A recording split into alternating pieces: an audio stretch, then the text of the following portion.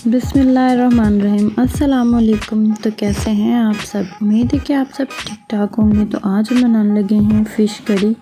Fish fry तो हर कोई खाता है और कुछ लोग फ़िश खाते हैं, फ़िश नहीं भी खाते। तो यहाँ आज हम बनाने लगे हैं फ़िश का सालन, शोरबे वाला। बहुत ज़्यादा शोरबा नहीं रखेंगे, तो बहुत ही मज़ेदार ये सालन बनने वाला है।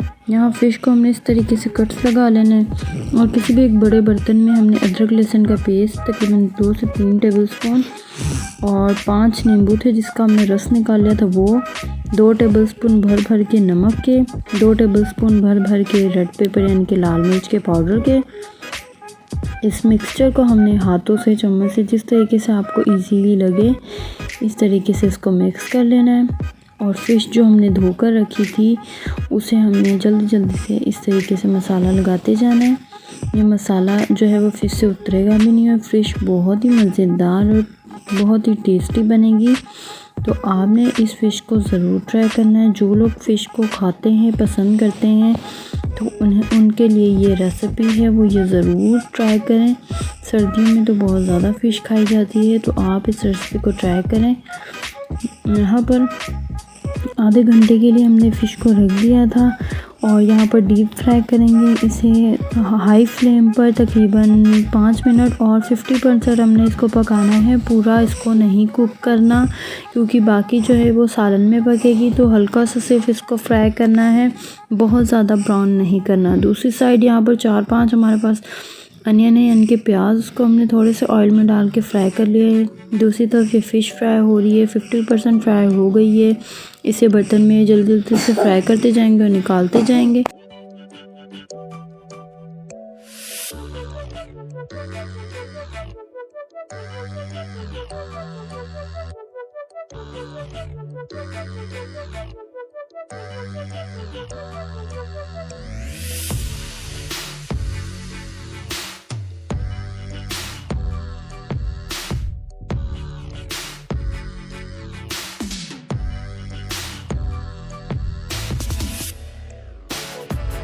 यहाँ पर हमने अच्छे से फ़िश को फ्राई कर लेना है 50% और दूसरी तरफ यहाँ पर 4 टमाटर और 4 ही प्याज हैं जिसे हमने काट के इसको हल्के से ऑयल में डाल के इसको अच्छे से कुक करना है जब तक कि टमाटर और प्याज गल नहीं जाते। उसके बाद हम इसे जो है वो चॉपर में या ग्राइंडर में जिसमें ईजी लगे डाल के हरी मिर्चें भी साथ में ही थोड़ी सी कुक कर लेते हैं।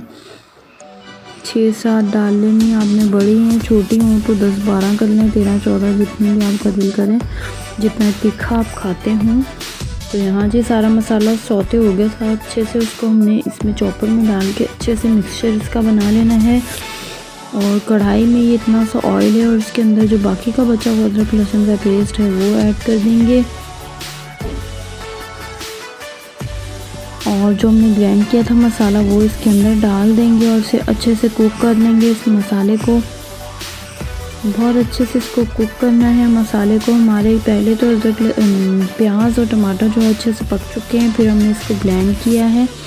अब ये बहुत ही जो है मीडियम टू हाई फ्लेम पर कुक हो रहा है, बबल्स बन रहे हैं, इसका ऑयल साइड पे आ जाएगा। तो हमने इसके अंदर तकरीबन 1 चम्मच ये जो हांडी वाला होता है इसका दही का ऐड कर देंगे।